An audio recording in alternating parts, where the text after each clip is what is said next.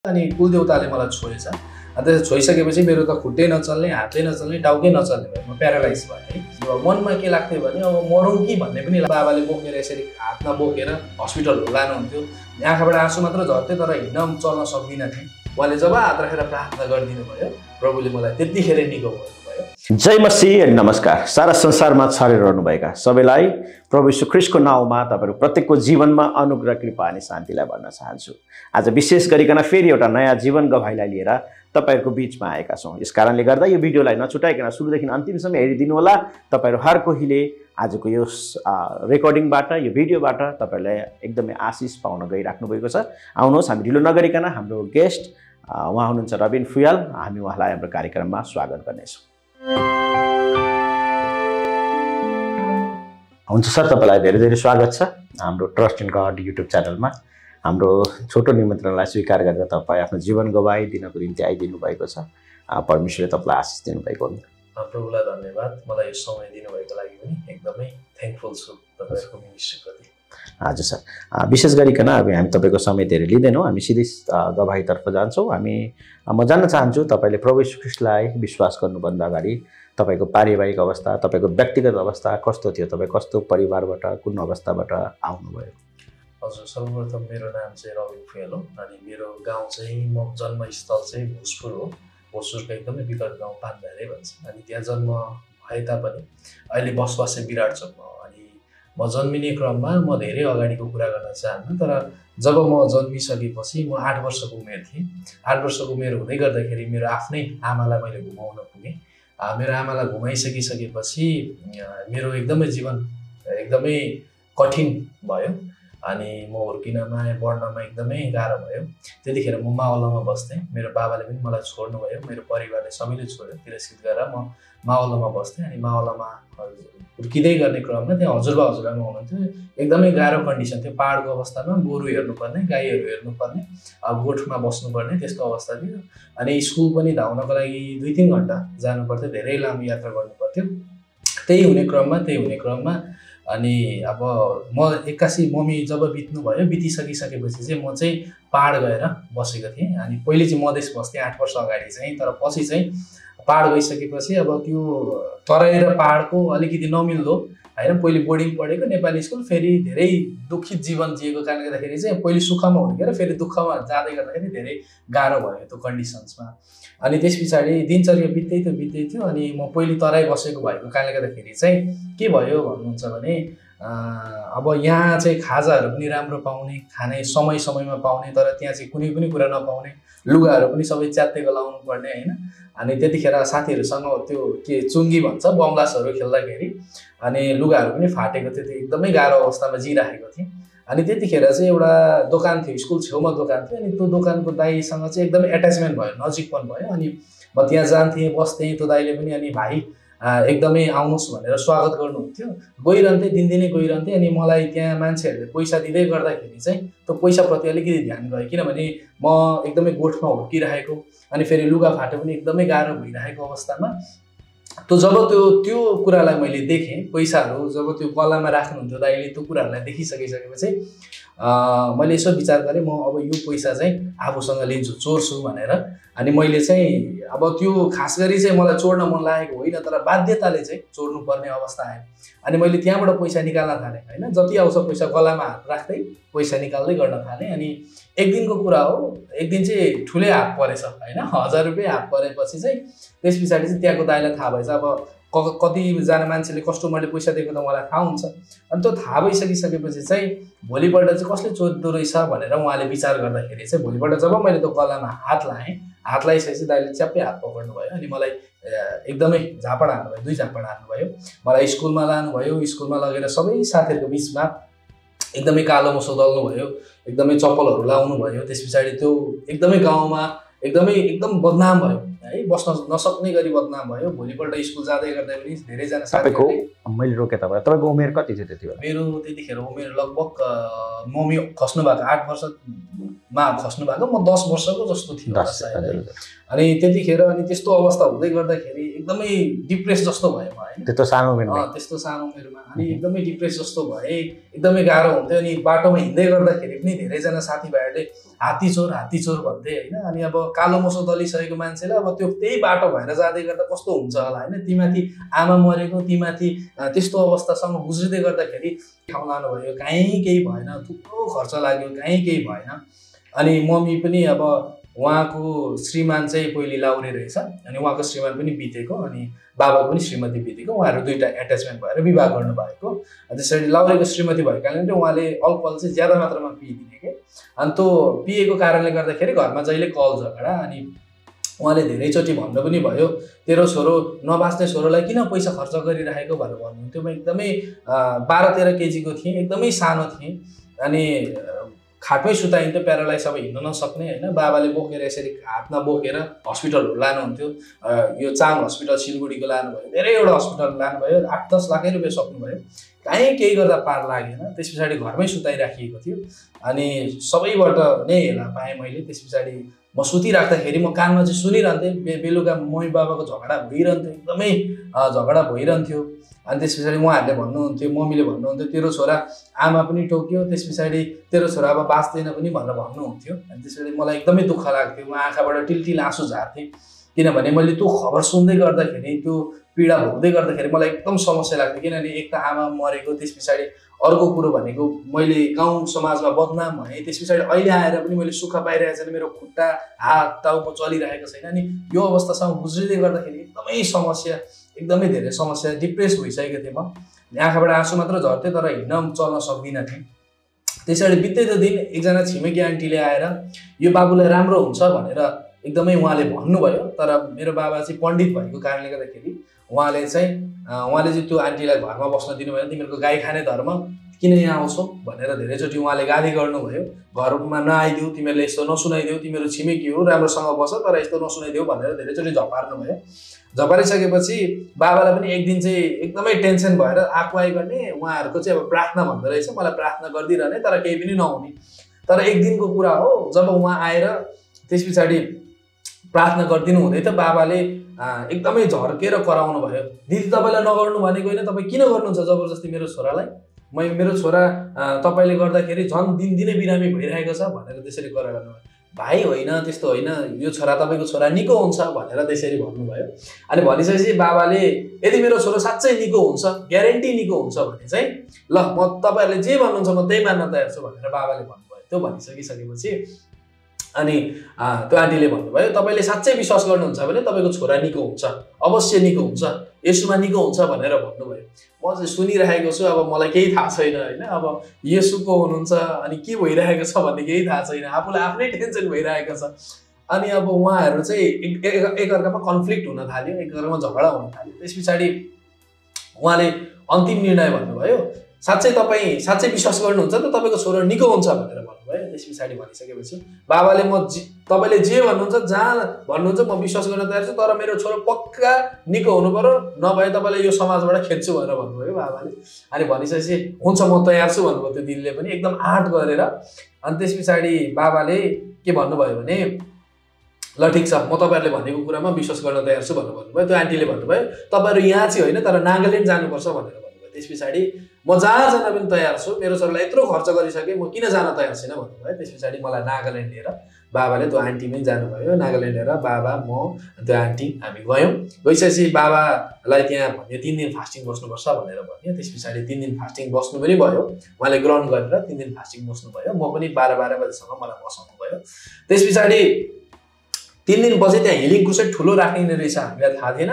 अनि ठुलो healing crusade राखिने रहेछ। त्यस पछाडि त्यो क्रुसेडमा मलाई बाबाले हातमा बोक्नु भएको छ, त्यत्रो ठुलो भिड छ। अब त्यहाँ दिमापुर नागाल्यान्डमा चाहिँ अब धेरै इसाईहरू रहेछ अहिले बुझ्दाखेरि चाहिँ, अनि ठुलो भिड लगभग 3-4 हजारजना मान्छेको बिचमा। अनि हामी पछाडि थियौँ।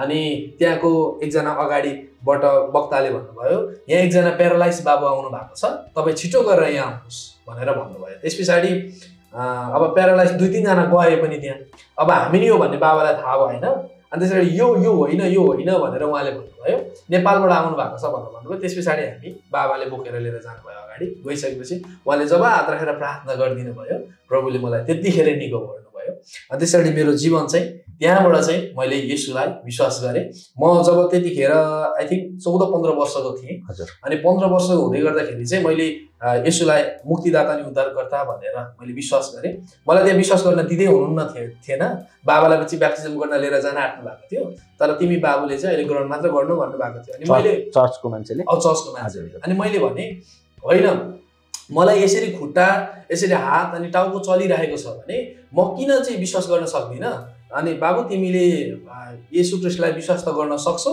तर तिमीले आज्ञाहरू मान्न अलिक गाह्रो हुन्छ तिमी बच्चै छौ भनेर होइन म आज्ञा मान्न सबै गर्न तयार छु भनेर भने किनभने म हर्षित छु नि त अब आफूले नयाँ जीवन पाएको छु अनि त्यो भएकाले चाहिँ म हर्षित भएर चाहिँ लु म तपाईँले जे भन्नुहुन्छ म त्यो गर्न तयार छु मलाई यो बचाउने मान्छेलाई म विश्वास गर्न चाहन्छु भनेर भने अनि त्यस पछाडि एकदमै उहाँले दिनु भएन मलाई बाबाले चाहिँ यहीँ बस भनेर भन्नुभयो तर म रोर गाडीमा चढेँ अनि चढिसकेपछि बाबाले मात्र पानीमा चोबाल्नुहुन्छ मलाई त चोबाल्नुहुन्न अनि त्यसरी म पनि त्यो पानीमा चोब्लिन्छु भनेर रोएपछि चाहिँ अनि उहाँहरूले पानीमा चोबाल्नु भयो त्यसरी 15 वर्षको उमेरमा मैले येशू ख्रीष्टलाई आफ्नो मुक्तिदाता अनि उद्धारकर्ता भनेर विश्वास गरेँ अनि अब तपाईहरुले तपाईको बुवा र तपाईले मात्रै विश्वास गर्नुभयो हजुर अनि त्यस पछाडि हामी रिटर्न भएर मम्मीले सुसमाचार चाहिँ सुन्नु भएको रहेछ अनि ग्रहण पनि गर्नु भएको रहेछ तपाईहरु त्यता हुँदै गर्दा हैन पहिले नि ग्रहण गर्नु भएको छ उहाँको श्रीमान लाउरे हुनुहुन्थ्यो अनि उहाँहरुले चाहिँ पहिले नि सुनिसक्नु भएको पहिले नै विश्वास गर्नु इन्डियामा हुँदै नि तर जब अब परिवर्तन चाहिँ नभएको भनौँ न हैन जब हामी फर्केर आयौं मेरो जीवनमा यो कुराहरु देख्नुभयो अनि त्यसपछि उहाँले विश्वास गर्नुभयो हृदयबाट विश्वास गर्नुभयो अनि उहाँले ब्याप्टिजम पनि लिनुभयो सबै कुरा भयो त्यसैले हाम्रो परिवारले हामीले सेवाकाईलाई आफ्नै परिवारबाट सुरु गर्न थाल्यौं अनि हामीसँग थोरै जग्गा थियो अनि हाम्रो परिवारमा कुरा हुन थाल्यो अनि हामीले चाहिँ त्यो थोरै जग्गालाई चाहिँ प्रभुको लागि गरौँ देऊ भनेर हामीले परिवारमा कुरा गर्यौं अनि त्यो कुरा गरिसकेपछि हामी परिवारमा सबैको स्वीकार्य भयो अनि हामी त्यति धनी पनि होइन तर प्रभुले जुन कुरा हाम्रो जीवनमा गर्नुभयो त्यो कुरालाई हामी प्रभुलाई पनि केही दिन चाहन्थ्यौं त्यो भएर चाहिँ हामीले थोरै जमिन थियो त्रिवेणी भन्ने ठाउँमा विराट चोकदेखि अलिकति माथि पर्छ अनि त्रिवेणीमा हाम्रो जमिन थियो अनि त्यही जमिन चाहिँ लु प्रभुको लागि भनेर हामीले दियौं अनि त्यहाँ हामीले सानो कटेरो बनायौं अनि कटेरो बनाइसकिसकेपछि आज विगत लगभग 8-9 वर्ष भयो अहिले प्रभुले त्यहाँ 100 जना भन्दा बेसी मानिसहरु दिनु भएको छ अनि त्यहाँ सेवाकाईहरु भइरहेको छ त्यो ठाउँमा सेवाकाई चाहिँ तपाईहरुले गरिराख्नु भएको छ कि हामीले गरिरहेका छौं अनि हामीसँग हाम्रो अंकल पनि हुनुहुन्छ उहाँ चाहिँ पास्टरको रूपमा हुनुहुन्छ किनभने पछिल्लो समयमा चाहिँ हाम्रो परिवारमा धेरै समस्याहरु आयो यो के रे घर हामीले बनाएको कारणले धेरै ऋण लागेको कारणले बाबा वैदेशिक यात्रामा जानुपर्ने भयो अनि उहाँ कतार जानुभयो कतार गइसकिसकेपछि त्यसपछि चाहिँ यहाँ चर्चमा ह्यान्डल गर्ने मान्छे नभएपछि चाहिँ हाम्रो आदरणीय पास्टर केबी भण्डारी हुनुहुन्छ अनि उहाँले चाहिँ सबै कुरा पहिलेदेखि नै सुरुवातदेखि नै उहाँले गर्नुभयो अनि त्यसैले मैले त्यहाँ सहायता गरिरहेको छु उहाँलाई अनि हामी एउटै परिवार भएर त्यहाँ काम गरिरहेको छौं अब जस्तो तपाईहरुले विश्वास गरिसकेपछि तपाई आफ्नो ठाउँमा फर्केर त आउनुभयो अब तपाईको बुबा जसरी पुजारी हुनुहुन्थ्यो त्यो कारणले गर्दा गाउँ समाजमा तपाईहरुलाई कस्तो प्रकारको व्यवहार गर्यो केही बहिष्कृत हुने काम गर्यो कि तपाईको जीवनलाई देखेर ती मानिसहरु चाहिँ चकित परेर तपाईहरुलाई त्यस्तो समस्याहरु के पनि आएन यस्तो भयो जब मेरो जीवनमा त्यो कुराहरु देखे मानिसहरु चकित त अवश्य पनि भइहाले हैन किनभने जब खुट्टा चल्दैन थियो टाउको चल्दैन हात चल्दैन त मान्छेले देखेको थिए जब मान्छेहरु आउँथे त्यहाँ हेर्थे किनभने हाम्रो बेलुका जहिले ढ्याङ्ग्रो बज्ने हैन अनि मान्छेहरु त त्यहाँको गाउँ समाजको मान्छेहरु के भयो भनेर सुनिहाल्थे अनि त्यो ढ्याङ्ग्रो किन बजेको भन्दाखेरि त्यो भाइ प्यारालाइज छ अरे त्यसलाई निको बनाउनको लागि आएको अरे भन्थे त्यो भएर चाहिँ जब मेरो जीवनमा मैले हिँड्न थाले गाउँतिर ओ भाइ तिमी कहिलेदेखि हिँड्न थाल्यौ भनेर मानिसहरु चकित भए अनि मैले त्यसपछि चाहिँ मैले सुसमाचारको यात्रा त्यहाँदेखि सुरु गरे हाम्रो परिवारमा हामी एउटा हिन्दू घराना त्यसमाथि पुजारी घरानाको भएको कारणले गर्दाखेरि बहिष्कृत त अभियसली भयो नि भयो किनभने हाम्रो फुपाजु फुपू ठुलोबा काकाहरुबाट सबैबाट बहिष्कृत भयौं नि किनभने अहिले हाम्रो घरमा रिलेटिभ्सहरु कोही पनि आउनुहुन्न किनभने हाम्रो रिलेटिभ्स भनेकै ईसाई दाजुभाइ नै हुनुहुन्छ अनि उहाँहरु चाहिँ हाम्रो जुन चाहिँ बाबा प्रति हुन्छ ठुलोबा काकाहरु हुन्छ उहाँहरु कोही पनि हाम्रो घरमा आउनुहुन्न उहाँहरुले हामीले छोको पानी पनि खानुहुन्न किनभने उहाँहरुले भन्नुहुन्छ तिमीहरु चाहिँ अन्तर्जाति भन्दा पनि धेरै तलको मान्छेहरु हो किनभने गाई खाने धर्म हो तिमीहरु भन्नुहुन्छ उहाँहरुले सुन्नुहुन्न हामीलाई जस गाउँ समाजबाट भन्दा पनि आफ्नै परिवारबाट चाहिँ धेरै नै बहिष्कृत छ। हजुर भनेपछि अब त्यो बहिष्कृत छ अनि तपाईँले अब तपाईँको जीवनमा प्रभुले जुन काम गर्नुभयो यो कामप्रति तपाईँ परमेश्वरसँग त सधैँ धन्यवाद हुनुहुन्छ अनि तपाईँले कस्तो प्रकारले प्रभुको राज्यमा सेवाकाहरू गरिराख्नु भएको छ? अहिलेको दिनमा चाहिँ म एउटा स्टुडेन्ट पनि हो अनि मेरो उमेर अहिले 23 वर्ष पुग्यो अनि मैले सेवाकाई चाहिँ विगत धेरै समयदेखि नै अब प्रभुलाई पाएको कारणले गर्दाखेरि एउटा त्यो बोझ प्रभुले दिनुभएको छ। अहिले धेरैजना युवाहरू चाहिँ विदेशी छन् होइन, तर पनि प्रभुले जुन म प्रति काम गर्नुभएको छ अब म चाहिँ प्रभुप्रति काम गर्छु भनेर हिँडेको अनि प्रभुले जुन मेरो लागि काम गर्नुभएको छ म एकदमै थ्याङ्कफुल छु नै। अनि अहिलेको दिनमा चाहिँ हामीले सेवाकाई म जस्तो जवानहरू जो चाहिँ एकदमै बिरामी छन्, जो चाहिँ प्यारालाइजहरू छन् होइन, जो चाहिँ एकदमै ड्रग्स एडिक्टहरू छन्, जो चाहिँ एकदमै त्यो कुराहरूबाट छुटकारा पाएर चाहिँ राम्रो जीवन जिउन चाहन्छन्, हो त्यस्ता व्यक्तिहरूलाई चाहिँ अहिले हामीले सुसमाचार कार्यहरू गरिरहेका छौँ अनि चर्चहरू ठाउँ ठाउँमा इटाब्लिस्टहरू गरिरहेका छौँ। अनि हामीसँग भवन त्यस्तो भवनहरू बनाउँदैनौँ तर हामी चाहिँ एउटा सानो सानो ग्रुप गरेर चाहिँ विभिन्न ठाउँहरूमा गएर हो त्यस्तो जवान भाइ बहिनीहरूलाई चाहिँ जो चाहिँ नराम्रो कुरामा फसिरहेका छन् त्यस्ता भाइ बहिनीलाई सुसमाचार गरेर चाहिँ प्रभुमा फर्काउने काम गरिरहेका छौँ। अनि हामीले गोस्पल चाहिँ डुवर टु डुवर पनि गर्छौँ र अहिले विशेष गरी डुवर टु डुवर भन्दा पनि विशेष गरी अहिले गोस्पल चाहिँ निड चाहिँ चर्चभित्रै छ जस्तो लाग्छ मलाई, किनभने रियल गोस्पल चाहिँ अहिले चर्चले बुझ्न जरुरी छ। अनि त्यो रियल गोस्पल जब बुझ्छ, सत्यता सुसमाचारको सत्यता जब बुझ्छ उनीहरू आफै परिवर्तन हुन्छ। त्यही भएर चाहिँ हामीले चाहिँ विशेष गरी चर्चकै भाइ बहिनीलाई चाहिँ प्रभुतिर फर्काउने काम अहिलेको दिनमा गरिरहेको। हामी भन्दै गर्दा तपाईँ एक्लै हुन्छ कि तपाईँसँग केही टिमहरू पनि हुनुहुन्छ? हामीसँग अहिले जवान टिमहरू हुनुहुन्छ अनि हाम्रो अहिले जुन त्रिवेणीमा हामीले जुन चर्च बनाएका थियौँ त्यहाँ भाइहरू बस्नुहुन्छ अनि एकजना भाइ हुनुहुन्छ जो चाहिँ एकदमै प्रार्थनामा धेरै समय बिताउनुहुन्छ। उहाँको परिवारबाट उहाँ पनि तिरस्कृत हुनुहुन्छ, उहाँको परिवार इसाई हुनुहुन्न तर उहाँले प्रभुलाई पाएको कारणले गर्दाखेरि अहिले उहाँ पनि हामीसँगै बसिराख्नु भएको छ। अनि हाम्रोसँग त्यस्ता जवानहरू थुप्रै छन्।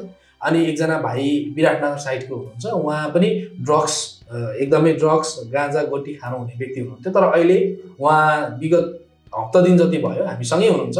अहिले धेरै चेन्जेस आएको छ र त्यस्ता व्यक्तिलाई बनाउँदै सपार्दै होइन प्रभुले जुन कुरा दिनुभएको छ हामीले त्यस्तै कामहरू गरिरहेका छौँ यो दिनहरूमा चाहिँ। हजुर अब तपाईँले प्रभुको काम गर्दै गर्दा शारीरिक रूपमा केही यातनाहरू भोग्ने या कुनै त्यस्तो प्रकारको सतावटहरू तपाईँको जीवनमा आयो कि आएन? त्यो त पक्कै पनि आयो, किनभने जब डुवर टु डुवर गोस्पल गरिन्छ होइन पक्का पनि त्यो चाहिँ अब झट्टारो आउँछ। प्रभुको क्रुस बोक्न सजिलो छैन, पावलले भनेकै छन् होइन। त्यो भएको कारणले गर्दाखेरि म जब सुसमाचारको यात्रामा म निस्किन्छु अब चाहिँ म कम्मर कसेर निस्किन्छु भनेर जब म निस्किँदै गर्दाखेरि मेरो फुपूको घरमा म पुगेँ।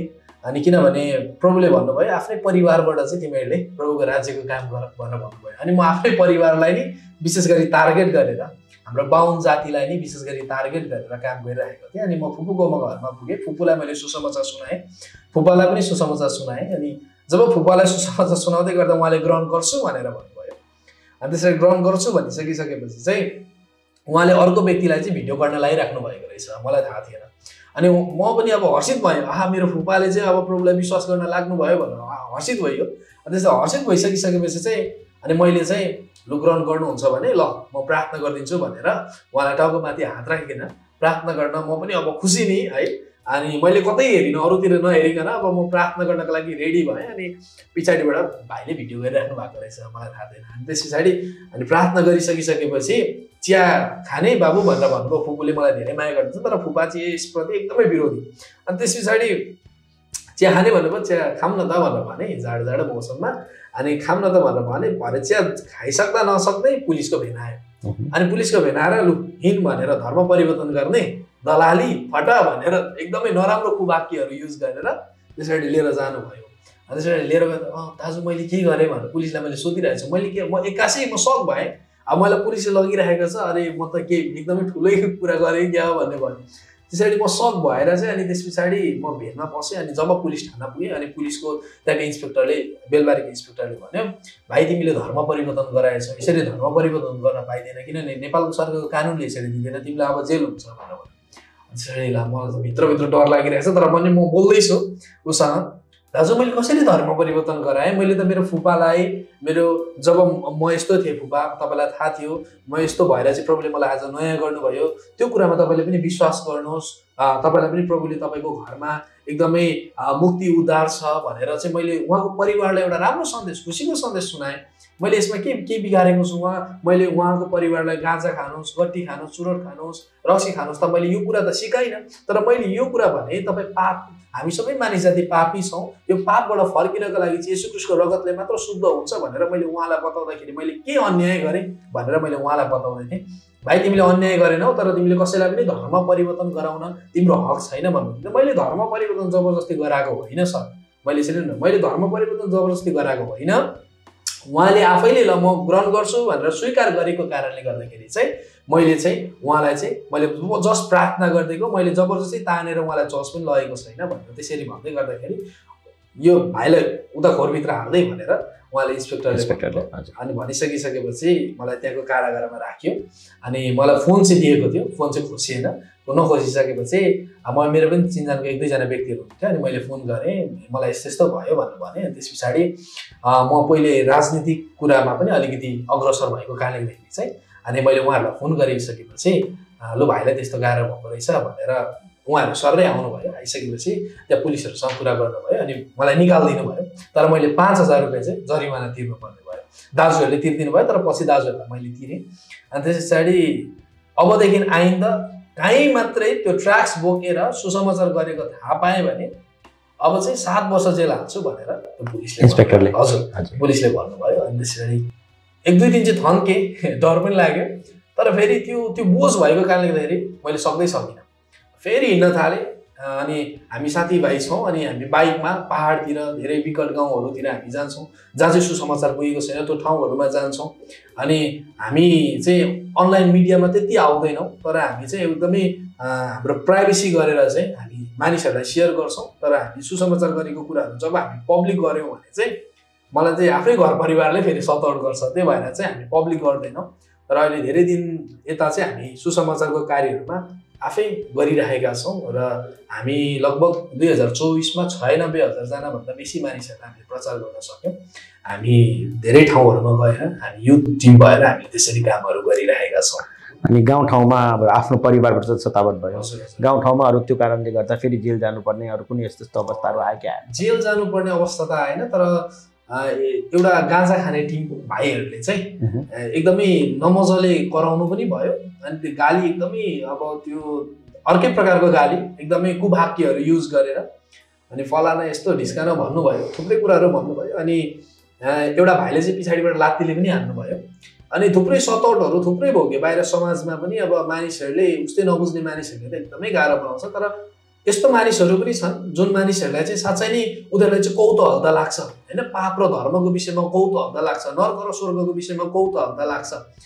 विशेष गरी अहिलेको जवानहरूलाई भन्दा पनि विशेष गरी वृद्ध बुबा आमाहरूलाई चाहिँ उहाँहरूलाई जब सुसमाचार सुनाउँदै जाँदाखेरि चाहिँ उहाँहरूलाई कौतूहलता लाग्छ नर्क र जब स्वर्गको विषयमा हामी कुरा गर्छौँ। किनभने उहाँहरू चाहिँ अब एकदमै पाको भइसके, अब मलाई चाहिँ अब धर्म र कर्म गर्नुपर्छ भन्ने कुरा उहाँहरूभित्र छ।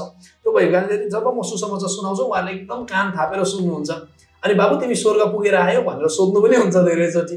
तर जब हामी सुसमाचार सुनाउँछौँ बुबा आमाहरूलाई अनि हामी भन्छौँ बुबा आमा हामी सबैजना मानिसहरू पापी छौँ। अनि एउटा सानो बालक जब एउटा बालक जन्मिन्छ भने त्यो बाबुलाई हामीले किनेर एउटा चक्लेट अथवा लालीपप दियौँ भने जब उसलाई लालीपप दिन्छौँ फेरि उसँग माग्दै गर्दाखेरि चाहिँ उसले दिँदैन, किनभने उसँग लोभको आत्माले भरिएको छ, होइन। जब एउटा बाबुलाई हामीले केही सामान किनेर दिन्छौँ भने फेरि उसले रिटर्न दिँदैन, बाबु मलाई पनि देऊ आदि भन्दा दिँदैन, किनभने उसँग लोभको आत्माले भरिएको छ। त्यो आमाको गर्भदेखि नै हामी मानिस पापी छौँ, होइन। अनि म बुवा आमालाई भन्छु हामी गर्भदेखि नै पापी छौँ बुवा आमा। त्यो भएको कारणले पापबाट छुटकारा दिन चाहिँ येशू ख्रीष्ट नै आउनुभयो अनि उहाँको रगतले मात्र हामीलाई शुद्ध गरेको छ। अनि हामी चाहिँ अहिले पनि धर्मी छैनौँ, हामी सबैजना मनुष्य पापी नै छौँ। येशू ख्रीष्टलाई विश्वास गरेपछि पनि धर्मी छैनौँ, हामी पापी नै छौँ। तर हामी चाहिँ उहाँको रगतले चाहिँ हामी नवीकरण चाहिँ भएका छौँ, हामी हरेक दिन उहाँको रगतले हामी नवीकरण हुँदै गएका छौँ र अन्तिम दिनसम्म पनि हामी नवीकरण सहित हामी साक्षी रहन्छौँ र पुरानो जस्तो सृष्टिमा परमेश्वर आदम र हव्वासँग सङ्गति गर्नुभएको थियो त्यस्तै हामी स्वर्गमा चाहिँ अन्तिम दिनमा चाहिँ उहाँसँग भेटिकन हामी सङ्गति गर्नेछौँ, स्वर्गमा रमाउनेछौँ। अनि परमेश्वरले भन्नुभयो बाटो सत्य र जीवन म नै हो, जसले मलाई पछ्याएको छ त्यसले स्वर्गको जीवन प्राप्त गर्छ भन्नुभयो। त्यो भएर बुवाआमालाई हामी यो विषयमा जब सेयरिङ गर्छौँ अनि उहाँहरूको मुहारमा कसैको हाँसो पनि आउँछ अनि कसैले ए होइन होला बाबु भन्नुहुन्छ। उहाँले चाहिँ सताउट त्यति धेरै गर्नुहुन्न, तर जो चाहिँ वयस्क हुनुहुन्छ 30-35 वर्षको अनि जवानहरू हुनुहुन्छ उहाँहरूबाट चाहिँ धेरै नै सताउट आउँछ अहिलेको दिनहरूमा। तर जब वृद्ध बुबाआमाहरूबाट चाहिँ त्यति मैले पाइनँ। जब सुसमाचारको यात्रामा म अहिलेसम्म गरिरहेको छु। एकदमै खुसी लाग्यो सरहरूसँग कुरा गर्न पाउँदै गर्दा। अब हामी अन्तिममा छौँ अनि तपाईँले अब तपाईँको जीवनका भोगाइहरू अझ बाँकी नै छन्, यात्रा भर्खर सुरु हुँदैछ, धेरै कुराहरू आउँछ, भविष्यमा फेरि पनि हामी भेटेर अवश्य बात गर्नेछौँ। परमेश्वरले तपाईँको जीवनमा जुन कार्य गर्नुभएको छ यो चाहिँ अब एउटा जीवनमा परमेश्वरले गर्नुभएको उपकारलाई हामी कहिले बिर्सिनु हुँदैन र जुन कुरालाई तपाईँले बिर्सिनु भएको छैन, नयाँ जीवनलाई त्यसरी प्राप्त गर्नुभयो। आज धेरैको निम्ति तपाईँ एउटा आशाको कारण पनि राख्नुभएको छ। अब अन्तिममा हाम्रो दर्शकहरूलाई अनि कतिजना युवाहरूले पनि अनि मण्डलीका कति अगुवाहरूले यो वचन हाम्रो यो गवाईलाई हेरिराख्नु भएको छ, उहाँहरूलाई आज मण्डलीमा सुसमाचारको आवश्यकता कतिको छ अनि कसरी मण्डलीले चाहिँ सुसमाचारप्रति चासो देखाउनुपर्छ, किनभने अहिले एउटा यस्तो समय आएको छ सुसमाचार प्रचार गर्न मानिसको जीवनमा डर छ हैन, सजाय पाइन्छ, जरिवाना तिर्नुपर्छ अनि चारैतिरबाट एक प्रकारको दबाब छ। तर सुसमाचार सुनाउनु जहाँसम्म मलाई लाग्छ यो कहिले पनि सजिलो थिएन। पहिलो शताब्दी यीशुलाई सजिलो थिएन, यीशुका चेलाहरूलाई सजिलो थिएन हैन, केही समय सजिलो महसुस हुन्छ। तर किनभने हामी सत्यताको कुरा गर्दै गर्दा अवश्य पनि अन्धकारका कुरालाई यो मन पर्दैन र हामीलाई यो कुराले हाम्रो जीवनमा असलै हुन्छ भन्न हामी भन्न सक्दैनौँ। तर एउटा कुरा निश्चितताको साथमा थाहा छ, यीशुले भन्नुभएको छ संसारमा हामीलाई सङ्कष्ट अवश्य पनि हुन्छ, तर ढाडस गरेर मैले संसारलाई चाहिँ जितेको छु हैन। तपाईँले ती व्यक्तिहरूलाई उत्साहको लागि केही कुराहरू भनिदिनुहोस् न। हजुर, धन्यवाद प्रश्नको लागि। अनि विशेष गरी अहिले मण्डलीहरूमा चाहिँ विशेष गरी प्रचारकको एकदमै कमी छ है।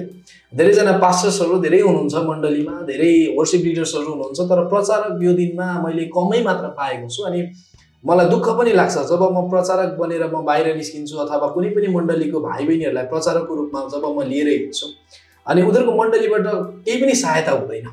जब एउटा पास्टरलाई मण्डलीबाट एउटा 10 अंश भेटीबाट 40% छुट्याइन्छ, तर एउटा प्रचारकलाई चाहिँ कहीँ जानु पर्यो भने उसलाई त्यो रकम कलमको विषयमा पनि छुट्याइँदैन हैन। अनि यो चाहिँ धेरै दुःख लाग्दो छ अहिलेको मण्डलीहरूमा।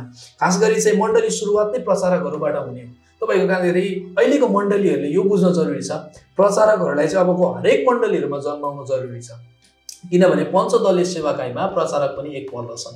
तपाईँको कारणले प्रचारक चाहिँ हरेक मण्डलीमा चाहिन्छ अनि सुसमाचार चाहिँ हरेक मण्डलीबाट पुग्नुपर्छ। सुसमाचार चाहिँ बाहिर अन्य जातिलाई मात्र होइन तर हाम्रै मण्डलीमा पनि खाँचो छ, किनभने सुसमाचार भनेको चाहिँ सुसमाचारले चाहिँ जीवन परिवर्तन गर्छ।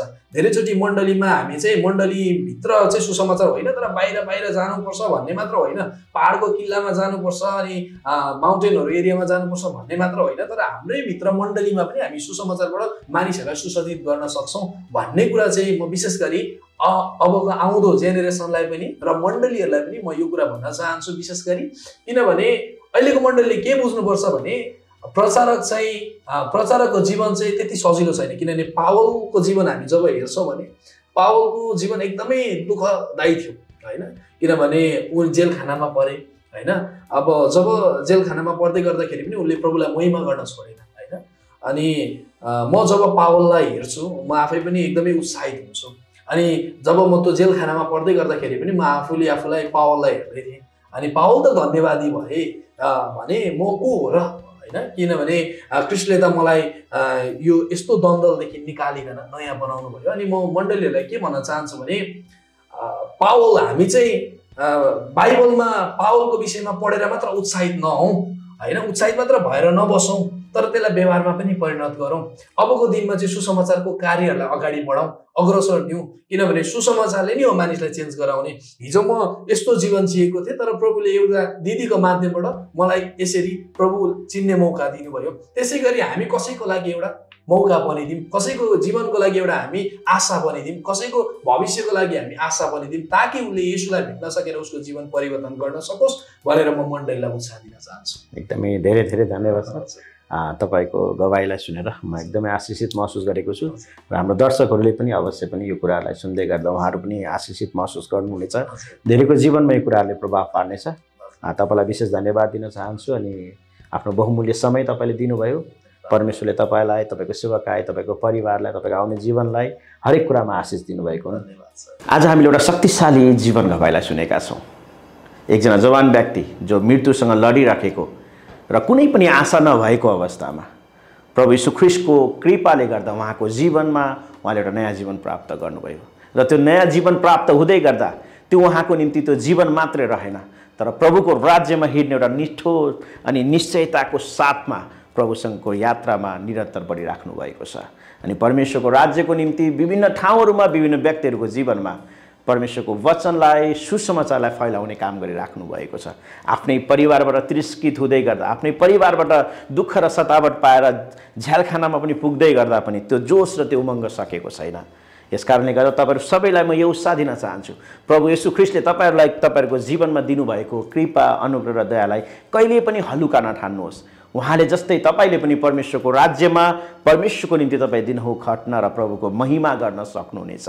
तपाईँहरूको गाउँठाउँमा अझै यस्ता व्यक्तिहरू हुनुहुन्छ जसको जीवन गवाईलाई सुनेर अरू धेरैजना आशिष हुन सक्छन्। उहाँहरूको बारेमा अवश्य पनि हामीलाई जानकारी गराउनुहोला। उहाँहरूको जीवन गवाईलाई लिएर पनि हामी तपाईँहरूको बिचमा आउनेछौँ। तबसम्मको लागि हाम्रो इन्टायर टिम तपाईँबाट बिदा माग्न चाहन्छौँ। परमेश्वरले तपाईँहरू सबैलाई आशिष दिनुभएको हुन्। जय मसीह।